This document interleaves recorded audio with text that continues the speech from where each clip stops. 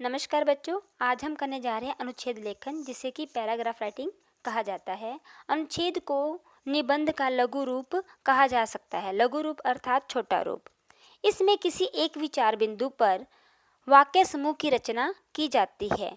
एक विचार बिंदु अर्थात दिया गया विषय, उस पर हम अपने विचार प्रकट कर सकते हैं। अनुच्छेद एक स्वतंत्र एवं पूर्ण रचना होती है। स्वतंत्र अर्थात प्रत्येक व्यक्ति अपने भावों को स्वतंत्र रूप में प्रकट कर सकता है। पूर्ण इसलिए कहा गया है क्योंकि छोटा होने के बावजूद भी अपने आप में संपूर्ण है।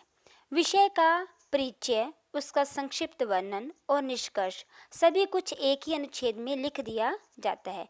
विषय का परिचय अर्थात भूमिका, उसका संक्षिप्त वर्णन, जैसे कि हमें पता है कि ये निबंध नहीं अनुच्छेद है, तो अनुच्छेद में शब्द सीमा निर्धारित होती है, तो उस शब्द सीमा के अनुसार इसका वर्णन करना चाहिए।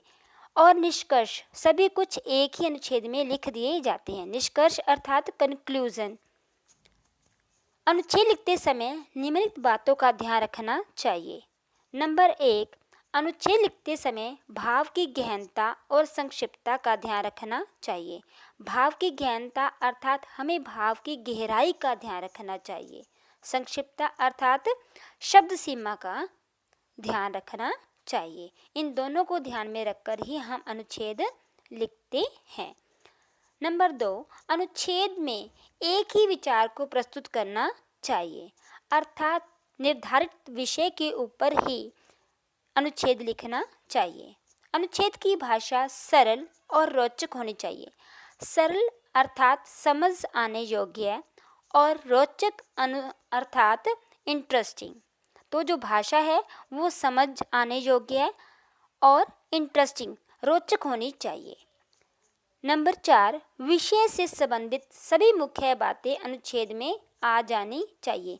जितनी भी मुख्य बातें हैं, इम्पोर्टेंट जो थिंग्स हैं, वो सारी अनुच्छेद में आनी चाहिए।